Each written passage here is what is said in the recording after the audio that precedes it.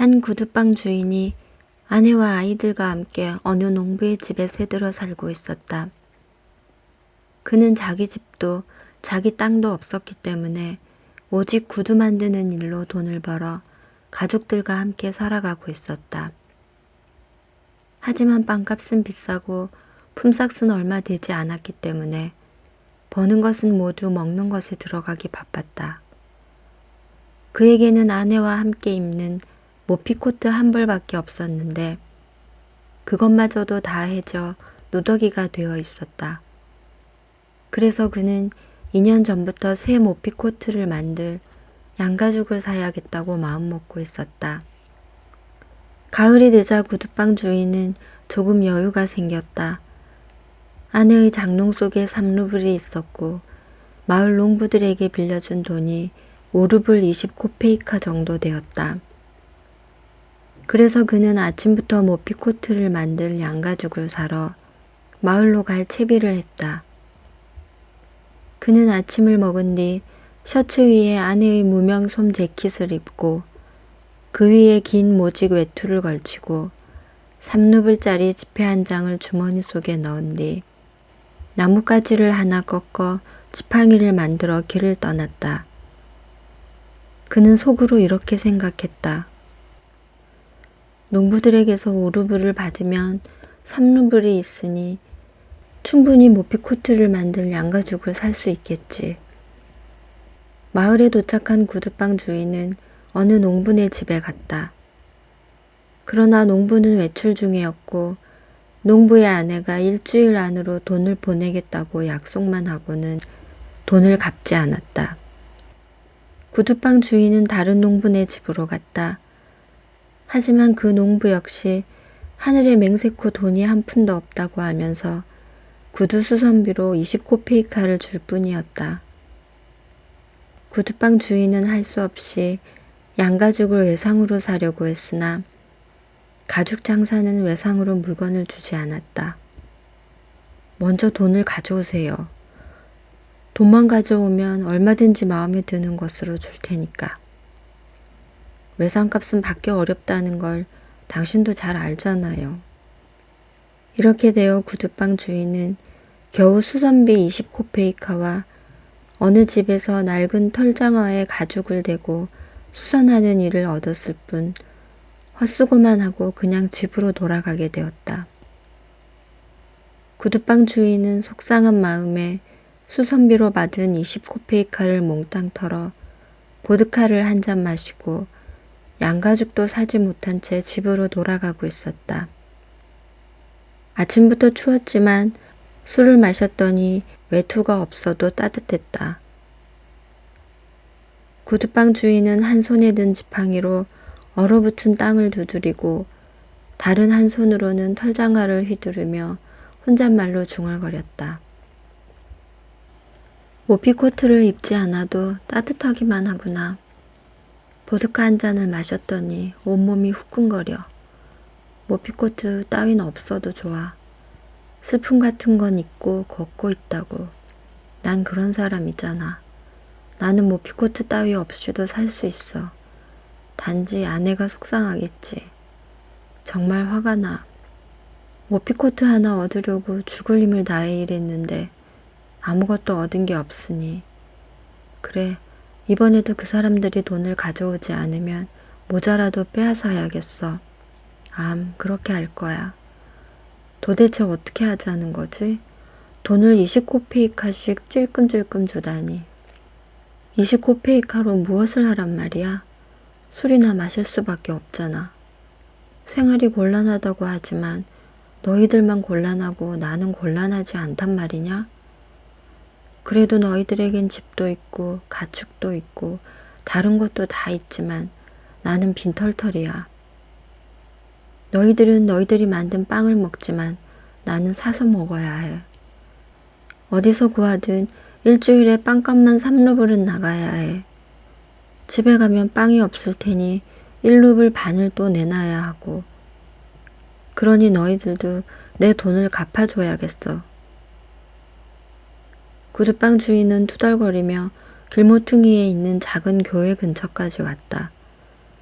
그런데 교회 뒤에 무언가 하얀 것이 보였다. 이미 날이 어두워졌기 때문에 구두방 주인은 눈을 크게 뜨고 자세히 보아도 그것이 무엇인지 알 수가 없었다. 여기 돌 같은 건 없었는데 짐승인가? 짐승 같지도 않은데 머리는 사람 같아 보이는데 어쩐지 너무 하얀데? 그리고 사람이 이런 데 있을 리가 없지. 이런저런 생각을 하며 구두방 주인이 조금 더 가까이 다가가자 그 물체가 똑똑히 보였다. 아니 이게 웬일인가. 그건 사람이 분명한데 죽었는지 살았는지 벌거숭이 알몸으로 차가운 교회 벽에 기댄 채 꼼짝도 하지 않았다. 구두방 주인은 무서운 생각이 들었다. 누군가 이 사람을 죽인 후에 옷을 벗기고 나서 여기 버렸나 보다. 너무 가까이 갔다가 나중에 무슨 일을 당할지 모르겠는걸. 이렇게 생각하고 구두방 주인은 그 옆을 지나쳐 갔다. 교회 모퉁이를 돌아서니 그 사람이 보이지 않았다. 교회를 지나 한참을 가다가 뒤를 돌아보니 그 사람이 벽에서 몸을 일으켜 움직이고 있었다. 그리고 자기를 바라보고 있는 것 같았다. 구두방 주인은 더더욱 겁이 나서 이런 생각이 들었다. 다시 가까이 가볼까? 아니면 이대로 가버릴까? 혹시 곁에 갔다가 무슨 봉변이라도 당할지 몰라. 저 사람이 어떤 사람인지 아무도 모르잖아. 좋은 일을 하고 이런 데 와 있을 리는 없고 가까이 가면 벌떡 일어나 내 목을 졸라 죽일지도 몰라. 목 졸려 죽지 않더라도 아마 저 사람과 엮이면 귀찮은 일이 벌어질 거야. 저 벌거벗은 사람하고 무슨 일을 할 수 있겠어? 내 옷을 벗어 마지막 것까지 내주게 되겠지. 그냥 지나가자. 구두방 주인은 발걸음을 재촉했다. 그러나 교회가 멀어지자 양심의 가책이 느껴졌다. 그는 길 한가운데 멈춰서서 자신에게 말했다. 대체 무엇을 하는 거야 너는? 사람이 불행한 일을 당해서 죽어가는데 겁을 먹고 그냥 지나쳐 버리려 하다니. 네가 대단한 부자라도 된 거냐? 가진 돈을 빼앗길까 두려운 거야? 그건 잘하는 짓이 아니야, 세묘. 세묘는 발걸음을 되돌려 그 사람에게 돌아갔다. 세묘는 그 사람 곁으로 다가가 자세히 살펴보았다. 나이도 젊고 얻어맞은 흔적이나 상처도 없이 건강해 보였다. 다만 추위에 몸이 꽁꽁 얼어붙어 있는 데다 몹시 놀란 모습을 하고 있었다. 그는 벽에 기대앉아 눈을 뜰 힘도 없는 듯이 세면을 쳐다보려 하지도 않았다. 세면이 가까이 다가가자 청년은 갑자기 정신이 드는지 고개를 돌려서 눈을 뜨고 세면을 쳐다보았다. 눈을 마주치자 세면은 그 청년이 마음에 들었다. 세면은 털 장화를 땅바닥에 내동댕이 치고 허리띠를 풀어 장화 위에 놓은 다음 외투를 벗었다. 자, 이야기는 나중에 하고 어서 이 옷을 입게, 어서. 세면은 양팔로 청년을 부축하여 일으켜 세웠다. 청년은 겨우 일어났다. 청년은 날씬하고 깨끗한 몸매에 손발도 곱고 얼굴도 잘생겼다. 세면은 청년에게 외투를 걸쳐 주었으나 청년은 소매에 팔을 넣지 못했다. 세면은 두 팔을 끼워주고 옷자락을 잡아당겨 앞을 여민 다음 허리띠를 메어 주었다. 세면은 낡은 모자를 벗어 그에게 씌워주려고 했으나 막상 모자를 벗으니 자기 머리도 추워 나는 머리가 벗겨졌지만 이 청년은 머리카락이 많으니까 라고 생각하며 다시 모자를 썼다. 그보다 장화를 신겨주는 편이 낫겠다. 세면은 청년을 앉히고 털장화를 신겨주고 말했다. 다 됐네. 이제 일어서서 몸을 움직여야 몸이 녹을 걸세. 그 다음 일은 내가 일일이 거들지 않아도 잘 할 거야. 그런데 걸을 수 있겠나? 청년은 일어서서 감격한 듯한 표정으로 세면을 바라보았으나 아무 말이 없었다. 왜 아무 말도 하지 않나? 여기서 겨울을 날 수는 없자는가? 집으로 가야지. 자, 여기 내 지팡이가 있으니 이걸 짚고 걸어보게. 청년은 걷기 시작하더니 뒤처지지 않고 가볍게 걸었다. 함께 길을 걸으며 세면이 물었다. 자네는 대체 어디서 왔나? 저는 이곳 사람이 아닙니다. 이곳 사람이라면 내가 다 알고 있지. 그런데 어떻게 여기 교회 근처까지 오게 되었나? 그건 말할 수 없습니다. 틀림없이 사람들이 자네를 심하게 대했지? 아닙니다. 저는 하나님의 벌을 받았습니다. 그야 모든 것이 하나님의 뜻이지. 하지만 이제 어디라도 가서 쉬어야 할 것이 아닌가? 갈 곳은 없습니다. 저는 아무 데라도 좋습니다. 세묘는 깜짝 놀랐다. 나쁜 사람 같지도 않고 말투도 온화한데 자신에 관한 이야기는 말하지 않았다. 세묘는 마음속으로 생각했다. 세상에는 말 못할 일이 많기는 하지. 그리고 청년에게 말했다. 자, 우리 집으로 가세. 몸을 좀 녹일 수 있으니까. 세묘는 집으로 향했다. 청년도 뒤처지지 않고 세면과 나란히 걸었다. 바람이 불어와 세면의 셔츠 밑으로 스며들었다. 술이 깨면서 조금씩 추워졌다. 세면은 코를 훌쩍이며 아내의 재킷을 여미고 걸으면서 생각했다. 어떻게 일이 이렇게 되었지? 모피 코트를 만들기 위해 양가죽을 사러 갔다가 양가죽은 못 사고 있는 코트도 없이 돌아오다니.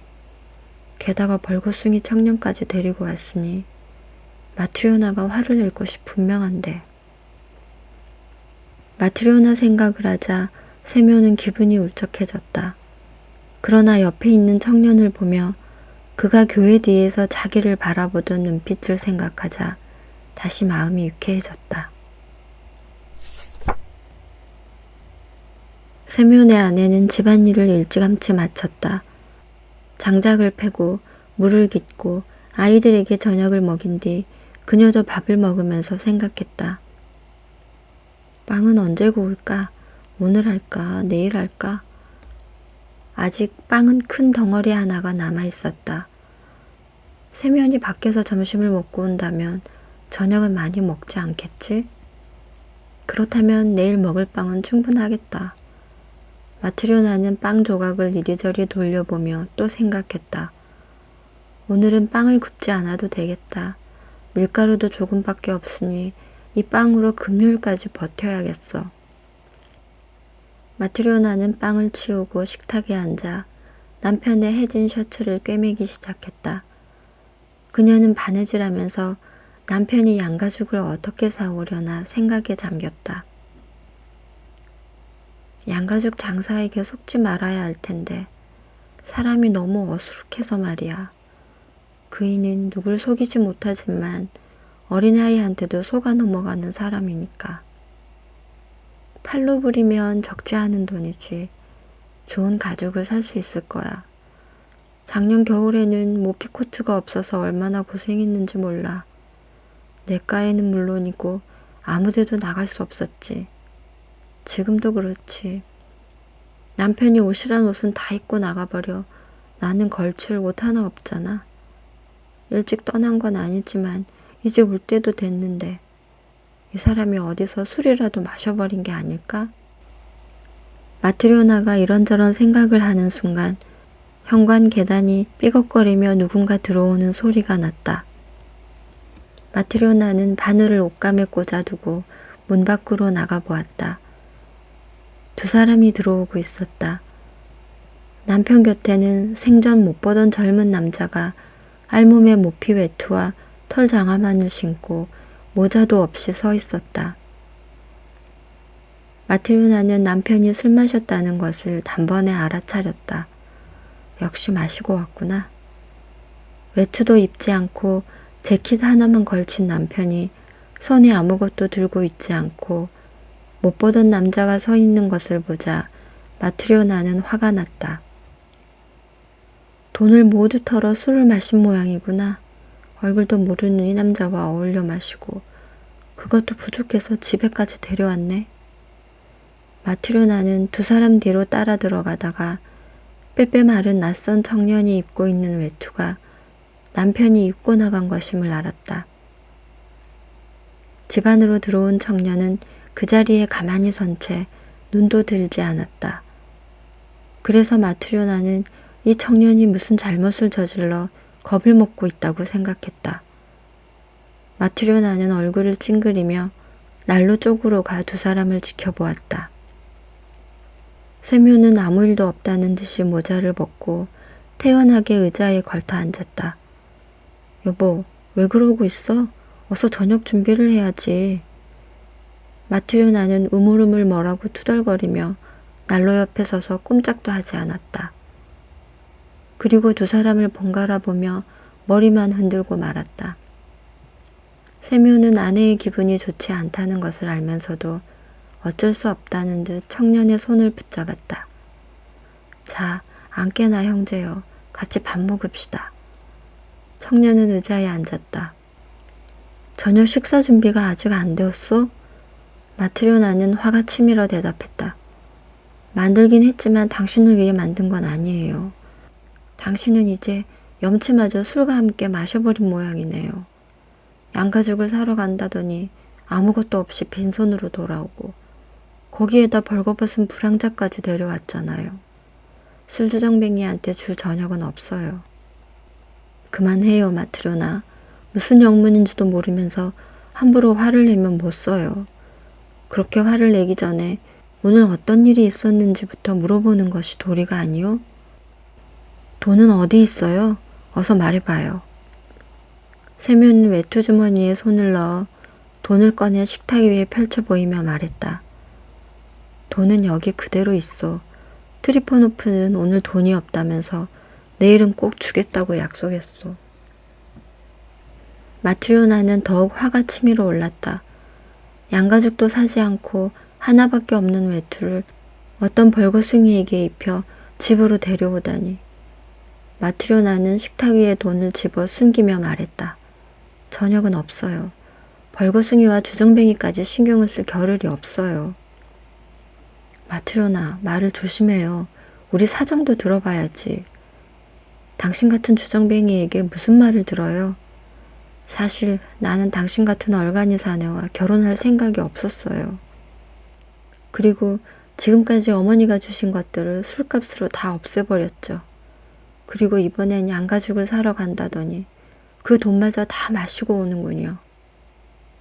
세묘는 자기가 마신 술값이 20코페이카밖에 되지 않으며 청년을 발견하게 된 사정을 말하려고 했으나 마트리오나는 세묘니 한마디도 하지 못하게 말을 가로막고는 쉴 새 없이 소나기처럼 퍼부어댔다. 심지어 10년 전의 일까지도 낱낱이 들춰냈다. 한참 이야기하고 나서 마트리오나는 세면의 옷소매를 붙잡았다. 내 재킷 이리 줘요. 하나밖에 없는 내 옷을 빼앗아 입고 가다니. 이리 내요. 이 못난 술주정뱅이야. 어디서 죽도록 맞기라도 했으면 좋겠네. 세면이 재킷을 벗을 때 마트리오나가 옷을 잡아당기는 바람에 옷의 실밥이 부드득 터졌다.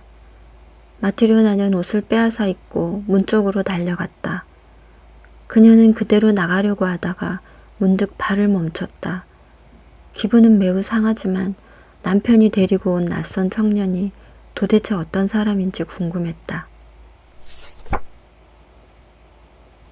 마트리오나는 돌아서서 말했다. 온전한 사람이라면 벌거숭이로 있을 리가 없어요. 모자란 건 당신도 마찬가지예요. 만일 나쁜 짓을 안 했다면 어디서 이 청년을 끌고 왔는지 왜 똑똑히 말을 못해요? 그렇지 않아도 벌써 이야기하려던 참이요. 집으로 돌아오는데 이 사람이 교회 담 옆에 기대 앉아 있더군. 거의 얼어붙은 채 말이야. 여름도 아닌데 벌거벗은 몸이 아니겠소. 마침 하나님이 나를 이 사람에게 이끄신 거야.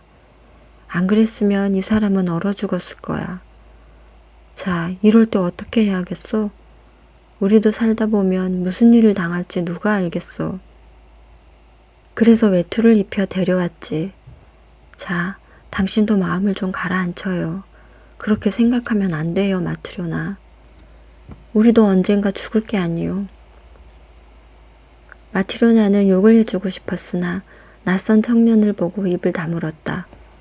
청년은 의자 끝에 앉은 채 꼼짝도 하지 않았다.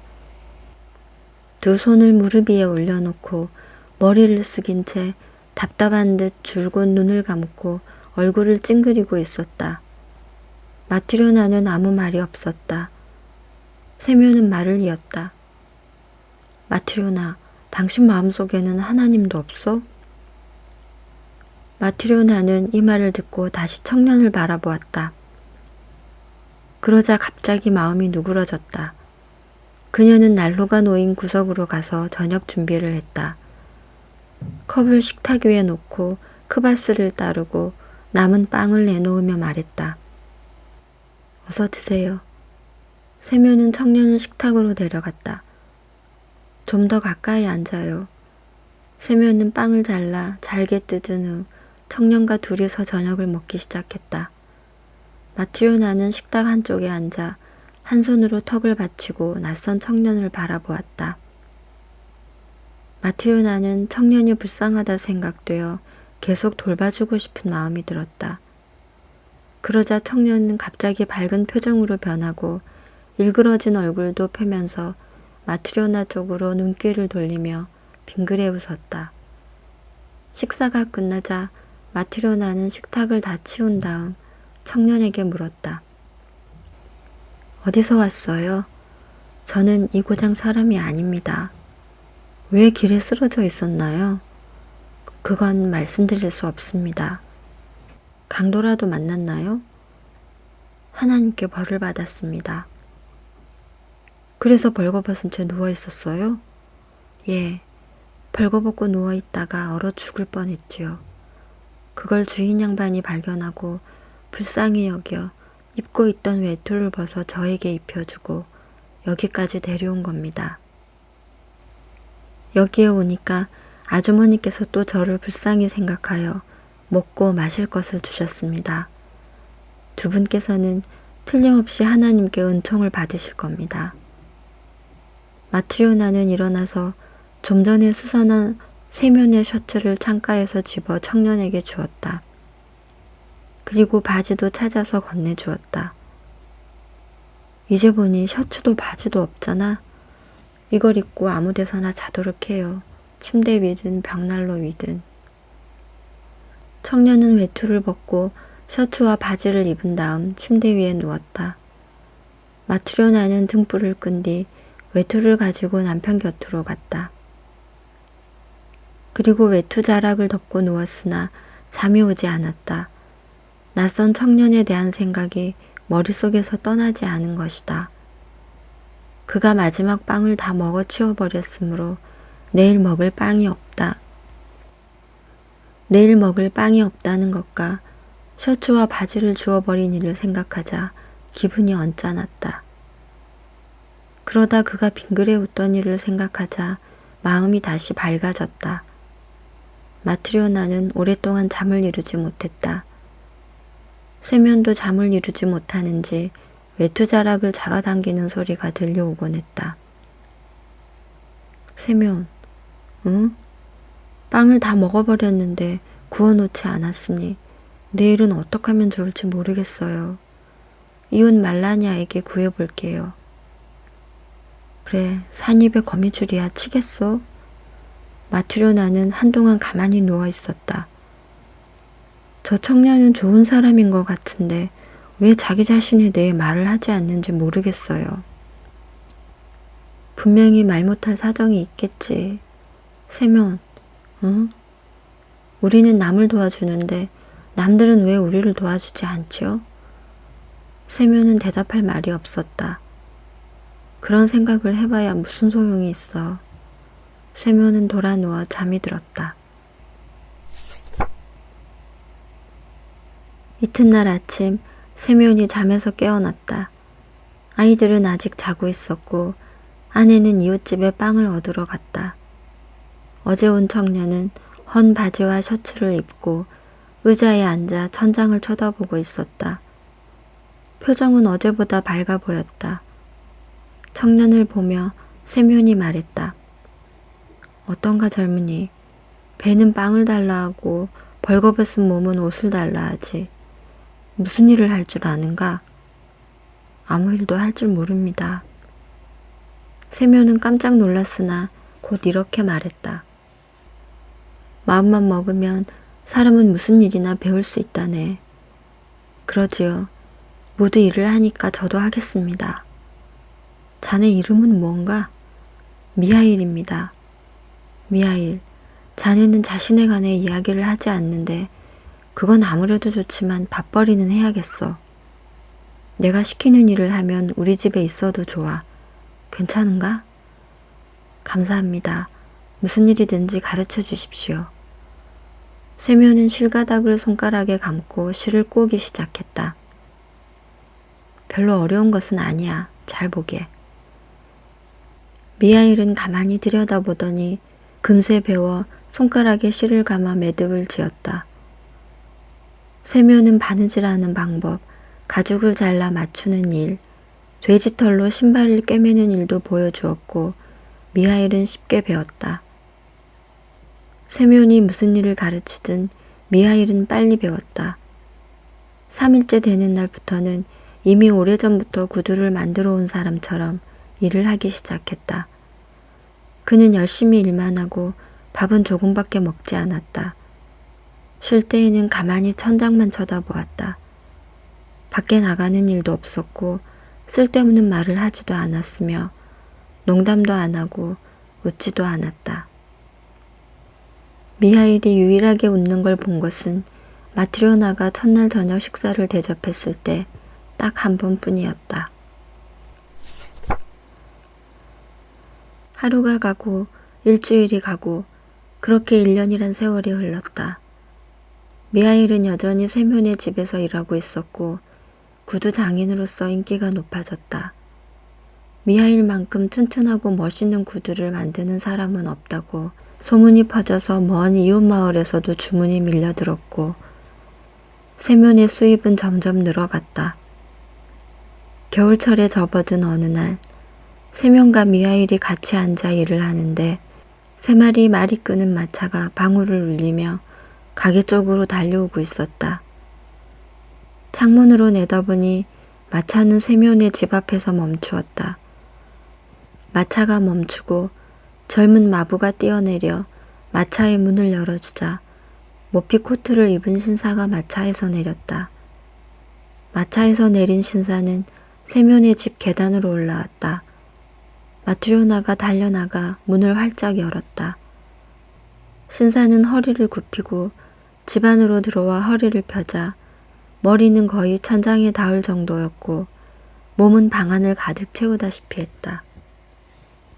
세면은 일어나서 인사를 하며 거구의 신사를 보고 놀랐다. 그는 지금까지 이렇게 큰 사람을 본 적이 없었기 때문이다. 세면은 몸이 마르고 호리호리한 체격이었고 미하일 역시 깍 마른 편이며 마트리오나도 마른 나무 막대기처럼 말랐는데 이 사람은 마치 다른 세계에서 온 마냥 얼굴엔 붉은 윤기가 돌며 목은 황소처럼 굵은 것이 마치 몸 전체가 무쇠로 뭉쳐진 것 같았다. 신사는 숨을 크게 한 번 내쉬더니 외투를 벗은 후 의자에 앉고 나서 물었다. 이 가게 주인이 어느 쪽인가? 세면이 나서며 말했다. 네, 제가 주인입니다, 나으리. 그러자 신사는 자기가 데려온 젊은 하인을 향해 소리쳐 불렀다. 페지카, 그 물건 이리 가져와. 젊은 하인은 작은 보자기를 가지고 달려왔다. 신사는 보자기를 받아 책상 위에 놓으며 말했다. 풀어. 젊은 하인이 보자기를 풀자 가죽이 있었다. 신사는 손가락으로 가죽을 찌르며 세면에게 말했다. 주인장, 이 가죽 보이지? 예, 나리. 이게 무슨 가죽인지 알겠나? 세면이 가죽을 만져보며 말했다. 아주 좋은 가죽입니다. 그야 물론 좋은 가죽이지. 자네 같은 친구는 아직 본 적도 없을걸? 독일제 가죽인데 200루블이나 주었지. 세묘는 겁이 나서 떨리는 목소리로 말했다. 우리 같은 사람이 어디서 그런 걸 구경하겠습니까? 그렇겠지. 자네 이걸로 내 장화를 만들 수 있겠나? 그럼요, 나리. 신사는 세면에게 큰 소리로 말했다. 만들 수 있다고? 그 전에 먼저 자네는 누구의 장화를 어떤 가죽으로 만드는지 똑똑히 알아야 해. 나는 1년을 신어도 비틀어지지 않고 터지지 않는 그런 장화를 원한다고.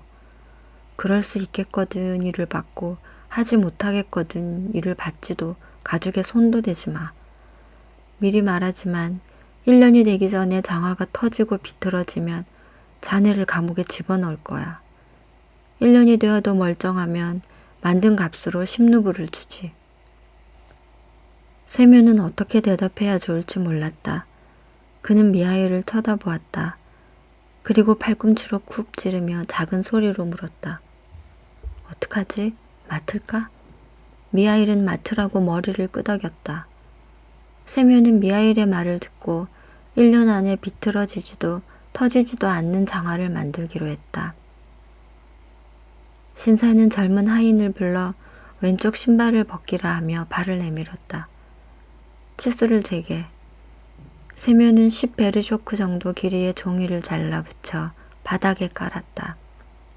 그리고 두 무릎을 꿇고 신사의 양말에 때를 묻히지 않으려고 앞치마에 손을 잘 닦은 다음 치수를 재기 시작했다. 발바닥을 재고 발등 높이를 재었다. 그리고 종아리 둘레를 재려고 했으나 종이의 양 끝이 닿지 않았다. 신사의 종아리가 통나무처럼 굵었던 것이다. 이봐 조심해. 종아리가 꽉 끼지 않게 만들어야 해. 세묘는 다른 종이를 덧붙였다. 신사는 의젓하게 앉은 채 양말 속의 발가락을 움직이면서 주위를 살펴보다가 미하일을 보았다. 저 사람은 누구인가? 우리 가게 구두 장인입니다. 그가 장화를 만들 겁니다. 신사는 미하일에게 말했다. 분명히 알아두라고. 1년 동안은 끄떡없는 장화를 만들어야 해. 세묘는 미하일을 바라보았다. 그런데 미하일은 신사의 얼굴은 쳐다보지도 않고 그 뒤에 한 구석을 바라보고 있었다. 마치 누군가를 찾아내려고 살피는 표정이었다. 미하일은 한참 동안 그런 모습으로 있었다. 그러다가 갑자기 싱긋 웃더니만 얼굴 전체가 환하게 밝아졌다. 이 바보 같은 녀석, 무엇을 보고 그렇게 싱글거리고 있어? 정신 차려서 기한 내에 장화를 만들어낼 생각은 안 하고 말이야. 그러자 미하일이 대답했다. 네, 기한 내에 만들어 놓겠습니다. 그래? 그럼 됐어. 신사는 한쪽 신발을 신고 모피 외투를 입은 후 문 쪽으로 걸어갔다. 문을 나설 때 들어올 때와는 다르게 허리를 굽히지 않았기 때문에 이마를 세게 부딪혔다. 신사는 화를 내며 분통을 터뜨리더니 이마를 문지르며 마차를 타고 떠났다. 신사가 사라지자 세면이 말했다. 정말 어마어마한 분이야. 온 집안이 흔들릴 정도로 부딪혔는데 별로 아프지도 않은 표정이군. 마트료나도 가만히 있지 않고 거들었다. 그렇게 호강을 하고 사니까 몸도 크지요. 저렇게 크고 튼튼한 사람에겐 죽음의 사신도 가까이 가지 못할 거예요. 세면이 미하일에게 말했다. 일을 맡긴 했지만 걱정이야. 만일 잘못되는 날엔 꼼짝없이 감옥에 가는 거야. 가죽은 비싸고 나리의 성질은 괴팍한데 만에 하나 실수하는 날엔 큰일이야. 이봐 미하일, 자네는 눈도 밝고 솜씨도 좋으니까 이 치수대로 재단을 하게. 나는 나중에 가죽을 꿰매겠네. 미하일은 세면이 하라는 대로 신사가 가지고 온 가죽을 탁자 위에 올려놓고 재단하기 시작했다. 마트료나는 미하일의 곁으로 가서 그가 재단하는 것을 보다가 무슨 일을 저렇게 하나 하고 깜짝 놀랐다.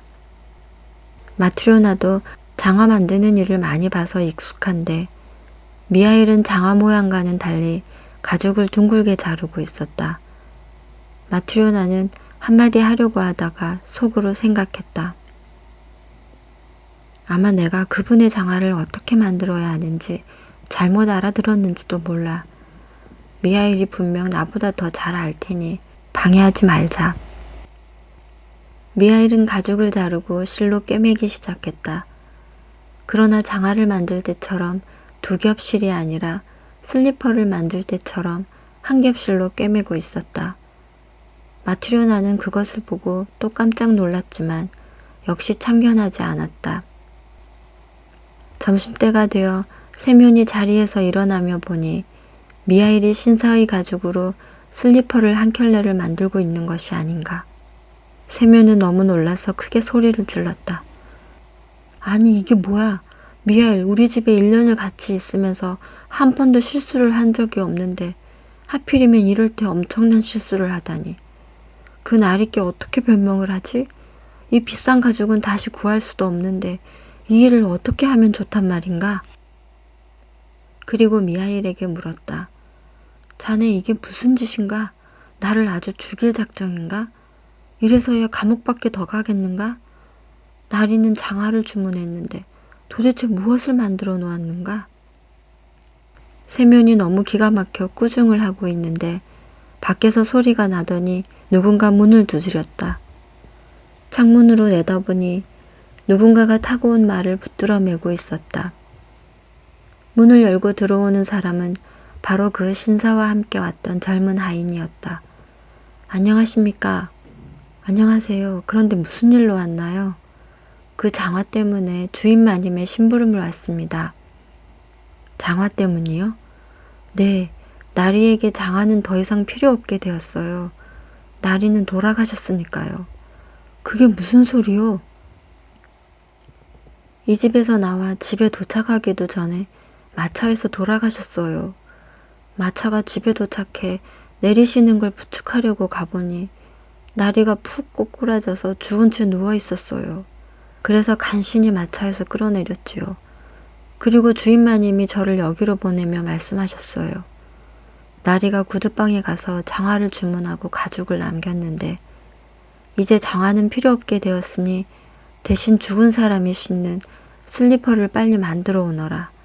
다 만들 때까지 기다렸다가 가져와라. 라고요. 그래서 이렇게 왔지요. 미하일은 남은 가죽을 돌돌 말았다. 그리고 다 만든 슬리퍼를 탁탁 치더니 앞치마에 문지른 다음 하인에게 내주었다. 젊은 하인은 슬리퍼를 받아들고 인사했다. 안녕히 계십시오, 여러분. 저는 그만 갑니다. 다시 1년이 지나고 2년이 지나 미하일이 세면의 집에 온 지도 벌써 6년이 되었다. 그는 전과 다름없는 생활을 하고 있었다. 아무데도 나가지 않았고 쓸데없는 말도 하지 않았다.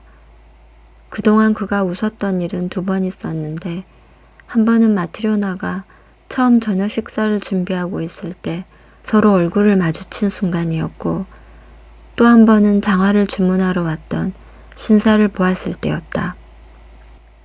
세면은 미하일을 아주 좋아하게 되었다. 그래서 이제는 그가 어디서 왔는지 더는 물어보지 않았고 다만 어디로 가버리지는 않을까 그것만 걱정하고 있었다. 그러던 어느 날 온 가족이 집에 모여 있었다. 마트리오나는 화덕에 냄비를 올려놓고 있었고 아이들은 의자 사이로 뛰어다니기도 하고 창밖을 내다보기도 하였다. 세면은 창가에 앉아 구두를 꿰매고 있었고 미하일은 다른 창가에서 구두굽을 붙이고 있었다. 그때 세면의 아들이 의자를 타고 미하일 곁으로 와서 그의 어깨를 흔들면서 창밖을 내다보며 말했다. 미하일 아저씨, 저것 좀 봐요.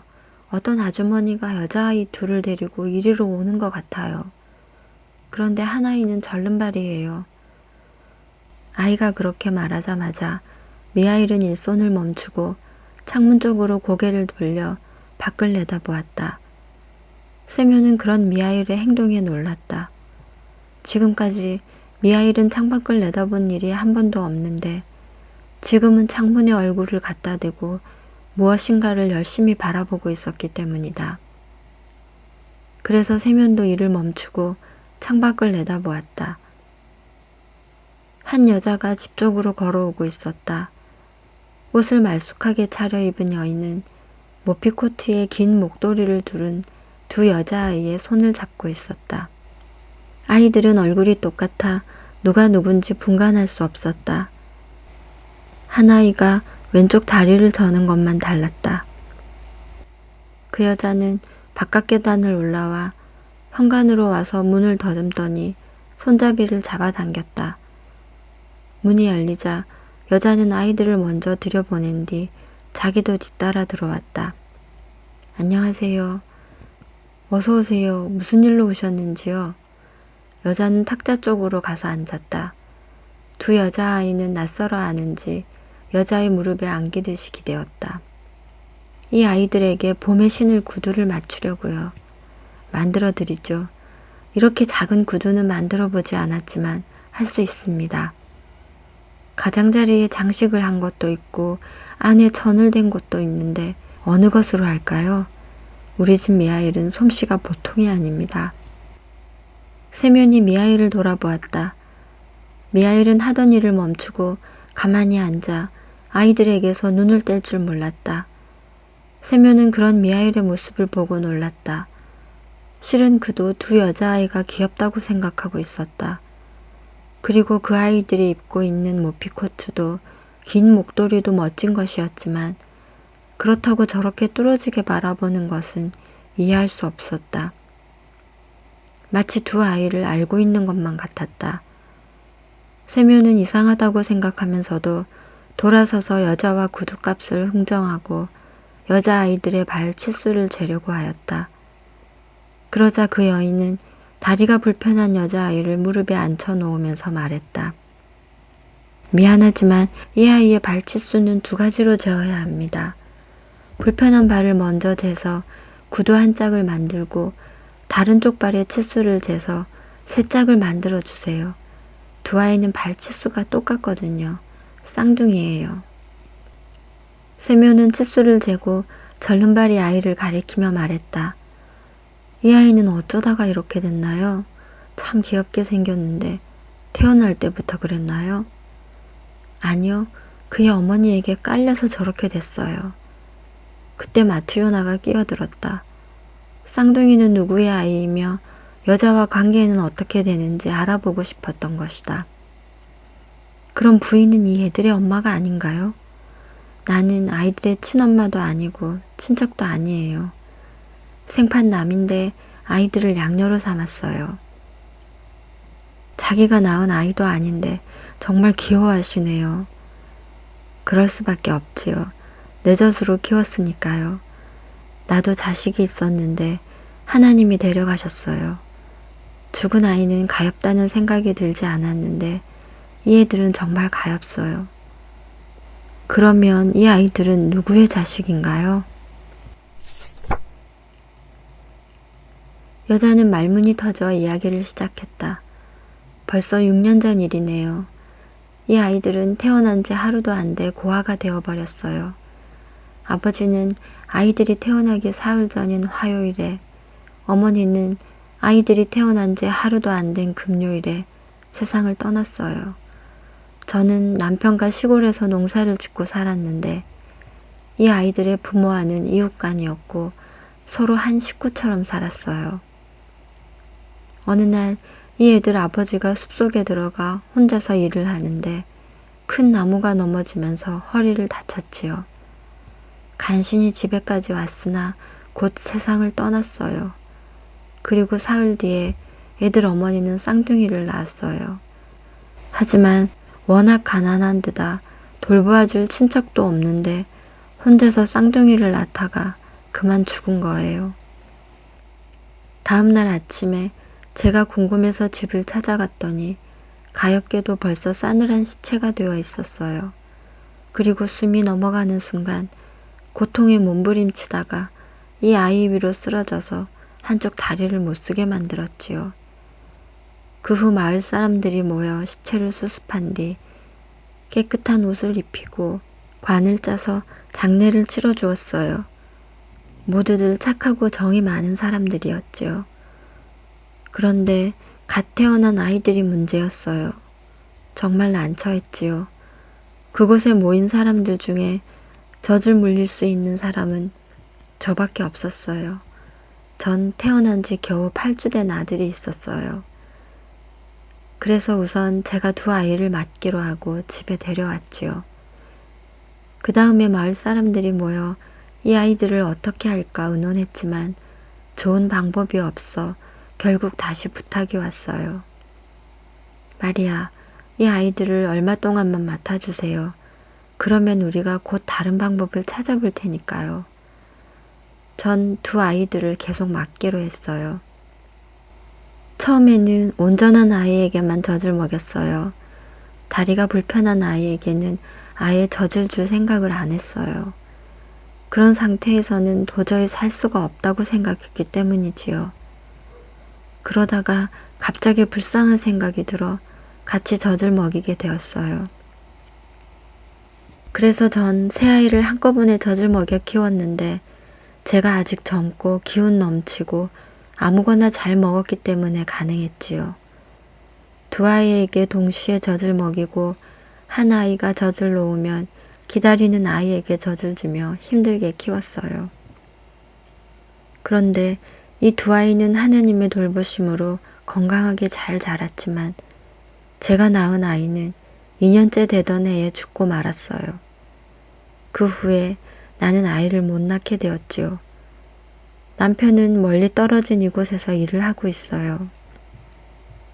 급료도 많아서 살림 형편은 점점 나아졌고 불평 없이 살아가고 있답니다. 그런데 저는 아이가 없잖아요. 이 두 아이들마저 없었다면 저 혼자 얼마나 적적하게 살았겠어요. 제가 이 아이들을 귀여워하는 것은 너무나 당연하지요. 이 아이들은 촛불과 같은 존재랍니다. 여자는 한 손으로 다리가 불편한 아이를 안고 다른 한 손으로는 뺨으로 흐르는 눈물을 훔쳤다. 이야기를 들은 마트로나는 한숨을 내쉬며 말했다. 부모 없이는 살 수 있어도 하나님 없이는 살 수가 없다는 속담이 정말 사실이군요. 세 사람은 잠시 이야기를 주고받은 뒤 여자는 이제 집에 가려고 자리에서 일어났다. 세뮨과 마트로나는 여자를 배웅한 후 미하일을 돌아보았다. 그는 무릎 위에 두 손을 얹고 앉아서 천장을 쳐다보며 빙그레 웃고 있었다. 여자가 아이들을 데리고 나가자 미하일은 의자에서 일감을 놓고 앞치마를 벗은 다음 시몬과 마트로나를 보며 말했다. 이제 작별을 해야겠습니다. 주인님, 아주머니 용서하십시오. 하나님이 저를 용서하여 주셨으니 두 분께서도 용서해 주실 줄 믿습니다. 세뮨과 마트로나는 미하일의 몸에서 빛이 나는 것을 보았다. 세뮨은 일어나 미하일에게 고개를 숙이며 말했다. 미하일, 나도 알고 있었네. 자네가 보통 사람이 아니라는 것과 붙잡을 수도 없고 그 이유를 물어볼 수도 없다는 것을 말이야. 그러나 이것만은 꼭 알고 싶네. 내가 자네를 처음 집으로 데리고 왔을 때 매우 침울한 표정을 하고 있다가 아내가 저녁 준비를 하자 빙긋 웃으며 밝은 표정으로 변했는데 무슨 이유로 그랬는가? 그 후 신사 한 분이 장화를 주문했을 때 자네는 두 번째로 빙그레 웃으며 밝은 표정을 지었지. 마지막으로 여자가 아이 둘을 데리고 왔을 때 자네는 세 번째로 빙그레 웃었네. 미하일, 어째서 자네에게서 밝은 빛이 나며 왜 세 번을 웃었는지 그 이유를 알려주게. 미하일이 대답했다. 제 몸에서 빛이 나는 것은 제가 하나님의 벌을 받았다가 이제 용서받았기 때문입니다. 또 제가 세 번 웃었던 것은 하나님이 하신 세 가지 말씀의 뜻을 깨달았기 때문입니다. 첫 번째는 아주머니께서 저를 가련하다고 느껴 보살펴 줄 마음이 생겼을 때 깨달음이 있어서 웃었고, 두 번째는 신사가 장화를 주문했을 때 알게 되어 웃었고, 방금 두 아이를 보았을 때 마지막 세 번째 말씀의 뜻을 알게 되어 웃었던 것입니다. 그런데 미하일, 자네는 무슨 죄로 하나님의 벌을 받았으며 자네가 깨달았다는 그 세 가지 말씀이 무엇인지 알아듣게 설명을 해주게나. 이에 미하일이 말했다. 제가 벌을 받은 것은 하나님의 말씀을 따르지 않았기 때문입니다. 저는 하늘나라의 천사였는데 하나님의 말씀을 어겼습니다. 제가 하늘나라의 천사로 있을 때 하나님께서 한 여인의 영혼을 데리고 오라는 명령을 내리셨습니다. 그래서 인간 세상에 내려와 그 여인을 찾아가 보니 쌍둥이 딸을 낳은 직후였습니다. 갓난아이들은 어머니 옆에서 움직이고 있었으나 어머니는 아이를 안고 젖어줄 힘도 없었습니다. 그때 제 모습을 발견한 여인이 하나님이 자기를 데리고 갈 사람을 보낸 줄 알고 슬프게 흐느끼며 애원했습니다. 오, 천사님, 제 남편은 숲속에서 혼자 일하다가 나무에 깔려 며칠 전에 죽었습니다. 저는 부모님도 없고 형제도 없기 때문에 갓난아이를 돌볼 사람이 없습니다. 제발 이 아이를 제 힘으로 키우도록 해주세요. 제가 없으면 이 아이들은 살지 못합니다. 그래서 저는 고민 끝에 한 아이에게는 어머니 젖을 물려주고 다른 아이는 어머니 품에 안기게 한 다음 그냥 하늘나라로 돌아갔습니다. 그리고 하나님께 말씀을 드렸습니다. 저는 여인의 영혼을 데리고 올 수가 없었습니다. 그 여인은 쌍둥이를 낳아 기진맥진한 상태에서 제발 자기 영혼을 데려가지 말라고 애원했습니다. 자신의 아이를 자기 손으로 키우게 해달라며 어린 생명은 부모 없이는 살 수가 없다고 했습니다. 그래서 저는 그 여인을 데려오지 못했습니다. 그러자 하나님께서 다시 분부하셨습니다. 지금 다시 내려가 여인의 영혼을 데려오너라. 그러면 세 가지의 진리를 알게 될 것이다. 사람 안에는 무엇이 있는가? 사람에게 허락되지 않은 것이 무엇인가? 사람은 무엇으로 사는가? 이 세 가지를 알게 되는 날에 너는 다시 하늘나라로 돌아올 수 있을 것이다. 그래서 저는 인간 세상으로 다시 내려와 그 여인의 영혼을 거두었습니다. 쌍둥이 아이들은 어머니 품에서 떨어져 있었지만 여인의 영혼이 떠나는 순간 시신이 침대 위로 쓰러지면서 한 아이를 덮쳐 한쪽 다리를 못 쓰게 만들었습니다. 저는 그 마을을 떠나 하늘로 날아 올라갔습니다. 그 여인의 영혼을 하나님께 데려가려고 날아가는데 갑자기 강한 돌풍이 불어와 제 두 날개를 부러뜨렸습니다. 그래서 여인의 영혼만 하늘나라로 올라갔고 저는 지상으로 떨어져 길바닥에 쓰러져 있었던 것입니다. 세면과 마트료나는 자기들이 먹이고 입혀준 사람이 누구인지, 자기들이 함께 살아온 사람이 누구인지 알자 두려움과 기쁨으로 눈물을 흘렸다. 미하일은 이야기를 계속했다. 저는 홀로 벌거숭이가 된 채 들판에 버려졌습니다. 그때까지는 인간의 가난도 추위도 굶주림도 몰랐습니다. 그러다가 갑자기 인간이 되어버린 것입니다. 춥고 배가 고팠지만 어떻게 해야 좋을지 몰랐습니다. 그런데 갑자기 길바닥 한가운데에 하나님을 모시는 교회가 세워져 있는 것을 발견하고 몸을 피하고자 그리로 갔습니다. 날이 저물자 저는 춥고 배가 고파 거의 죽을 지경이었습니다. 그때 어떤 사람이 장화를 신고 길을 걸어오면서 혼자 중얼거리는 소리가 들려왔습니다. 제가 사람이 되어 처음으로 본 사람은 언젠가는 죽을 얼굴이었습니다. 저는 너무나 무서워 얼굴을 돌리고 말았습니다.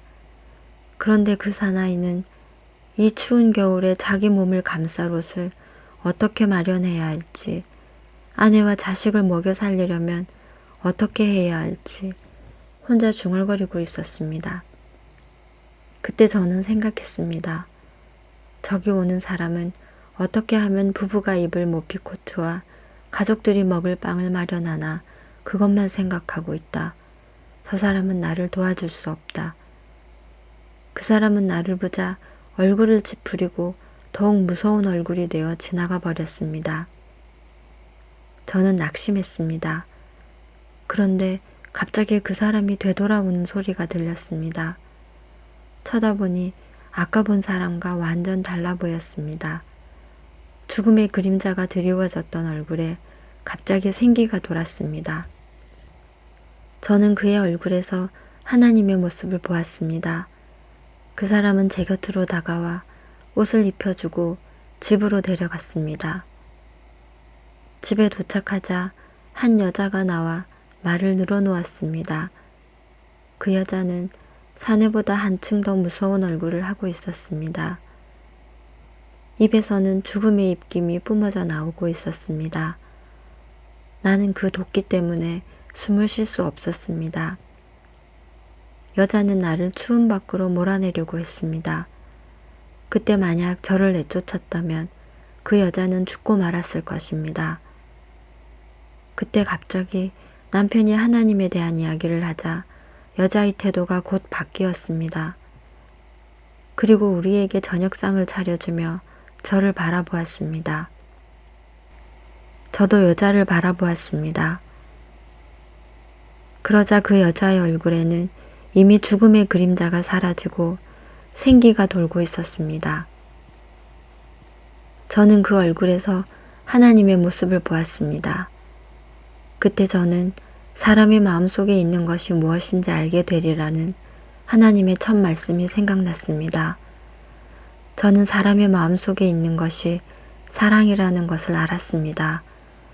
저는 하나님이 제게 약속하신 것을 주셨다는 생각에 너무나 기뻐서 처음으로 빙그레 웃은 것입니다. 그러나 하나님의 나머지 말씀은 알 수가 없었습니다. 사람에게 주어지지 않은 것은 무엇인가? 사람은 무엇으로 사는가? 이 말씀은 깨닫지 못한 것입니다. 그렇게 이 집에서 1년이 지났습니다. 어느 날 한 사내가 와서 1년 동안 닳지도 터지지도 않는 장화를 만들어 달라고 했습니다. 저는 그 사람을 보고 그의 등 뒤에 제 친구였던 죽음의 천사가 있는 것을 발견했습니다. 아무도 그 천사를 보지 못했지만 저는 날이 저물기 전에 그 남자의 영혼이 그의 곁을 떠나리라는 것을 알았습니다.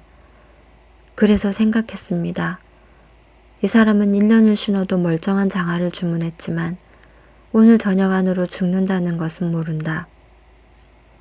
그때 저는 사람에게 주어지지 않은 것은 무엇인가라는 하나님의 두 번째 말씀을 생각했습니다. 사람의 마음속에 무엇이 있는지는 이미 아는 바였고 이번엔 사람에게 주어지지 않은 것이 무엇인지를 또 깨닫게 된 것입니다. 사람은 자기 몸에 필요한 것이 무엇인지 알 수 있는 힘이 주어지지 않은 것입니다. 그래서 저는 두 번째로 빙그레 웃었습니다. 제 친구이던 천사를 만난 것도 기뻤으나 하나님께서 두 번째 말씀을 계시해 주신 것도 기뻤습니다. 그러나 저는 아직 전부 깨닫지는 못했습니다. 사람은 무엇으로 사는가 하는 문제를 아직 깨닫지 못한 것입니다. 그래서 저는 여기서 살면서 하나님께서 마지막 말씀을 제게 계시해 주실 때를 기다렸습니다. 그런데 6년째가 되는 오늘 어떤 여자와 쌍둥이 여자아이들이 이곳에 왔습니다. 저는 그 아이들이 죽지 않고 살아있는 것을 알았을 때 속으로 생각했습니다. 자식을 위해 살려달라는 그 어머니의 말을 믿고 나는 부모 없이는 아이들이 자라지 못하는 줄 생각했다. 그러나 이렇게 피 한 방울 섞이지 않은 여자가 아이들을 먹이고 키웠구나. 그리고 여자가 남의 자식을 가엾이 생각하고 눈물을 흘렸을 때 그 속에 살아계신 하나님의 모습을 발견하였고 사람은 무엇으로 사는지를 깨닫게 되었습니다. 하나님께서 저에게 마지막 말씀을 계시해 주시고 저를 용서해 주신 것을 알았을 때 저는 세 번째로 웃은 겁니다. 그의 말이 끝나자 미하일은 천사의 모습으로 변했고 온몸이 빛으로 둘러싸여 눈이 부셔서 똑바로 쳐다볼 수 없었다. 그는 더 큰 소리로 말했다. 그 소리는 그의 입에서 나오는 것이 아니라 하늘에서 흘러나오는 것 같았다. 천사는 이렇게 말했다. 모든 사람은 자신에 대한 걱정으로 살아가는 것이 아니라 사랑으로 살아간다는 것을 알게 되었다. 쌍둥이를 낳고 죽어가는 여인에게는 아이들이 살아가는 데 필요한 것이 무엇인지 알 수 있는 힘이 주어지지 않았다. 또 그 부자인 신사에게도 자기에게 무엇이 필요한지 알 수 있는 힘이 주어지지 않았다. 그 사람에게는 살아있는 사람이 신을 장화인지 저녁에 죽을 사람에게 필요한 슬리퍼인지 그걸 알 만한 힘이 주어지지 않은 것이다. 내가 사람이 되었을 때 살아남게 된 것은 나 자신의 걱정에 의해서가 아니라 길을 가던 사람과 그 아내의 마음속에 사랑이 있어 나를 불쌍히 생각하고 사랑해 주었기 때문이다. 그리고 두 고아가 살아남게 된 것도 그들 자신의 걱정에 의해서가 아니라 다른 여자의 마음속에 사랑이 있어 그들을 불쌍히 생각하고 사랑해 주었기 때문이다. 이처럼 모든 사람은 자기 자신의 걱정에 의해서가 아니라 마음속의 사랑으로 살아가고 있는 것이다. 지금까지 나는 하나님께서 사람에게 생명을 주시어 살아가도록 바라시는 걸로 알았으나 이제 한 가지를 더 깨닫게 되었다. 하나님께서는 사람들이 떨어져 사는 것을 원하지 않기 때문에 각자 자기에게 필요한 것이 무엇인지를 가르쳐 주지 않았고 또 서로 모여 살아가기를 원하기 때문에 사람들에게 자기 자신과 모든 사람에게 필요한 것이 무엇인지를 가르쳐 주지 않은 것이다. 사람들이 오직 자기 자신에 대한 걱정으로만 살아간다는 것은 그들의 생각일 뿐, 사실은 오직 사랑에 의해서만 살아간다는 것을 나는 이제야 깨닫게 되었다. 사랑으로 살아가는 사람은 하나님 안에 사는 사람이며 하나님은 그 사람 안에 계시다. 하나님은 곧 사랑이기 때문이다. 이렇게 말하고 천사는 하나님께 찬송을 드렸다. 그 목소리로 집이 흔들리더니 천장이 갈라지면서 불기둥이 하늘로 치솟아 올랐다. 세면과 마트료나는 아이들과 함께 바닥에 납작 엎드렸다. 천사는 등에서 날개를 펼치더니 하늘로 올라갔다. 세면이 다시 정신을 차려보니 집은 전과 다름이 없었고 집 안에는 가족들 외에는 아무도 없었다.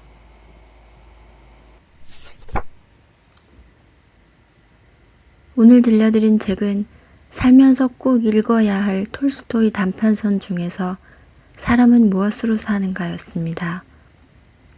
글쎄요, 늘 어떻게 살아야 하나를 고민하지만 과연 정답이라는 게 있을까? 그저 하루하루 주어진 삶에 만족하며 최선을 다하는 것이 행복이거나 의미 있는 삶은 아닐까 생각하기도 하는데요. 대문호라 불리는 톨스토이는 정말 어찌 보면 너무나 당연하고 심플하지만 큰 울림을 주는 답을 우리에게 제시하고 있습니다. 사람의 마음속에는 사랑이 있고 사람에게는 자기 몸에 필요한 것이 무엇인지 알 수 있는 힘이 주어지지 않았으며 그리고 사람은 사랑으로 살아간다는 톨스토이의 이야기. 저는 이 책을 읽으며 개인적으로 모든 사람은 자기 자신의 걱정에 의해서가 아니라 마음속의 사랑으로 살아간다는 것과 하나님께서 사람들이 서로 모여 살아가기를 원하기 때문에 사람들에게 자기 자신과 모든 사람에게 필요한 것이 무엇인지를 가르쳐 주지 않았다는 천사 미하일의 깨달음에 참 많은 생각과 감동을 받았는데요. 어떠신가요? 여러분은 우리 마음속에 있는 것이 무엇이며 우리 사람은 무엇으로 살아간다고 생각하시나요? 오늘 낭독은 이만 마치겠습니다. 감사합니다.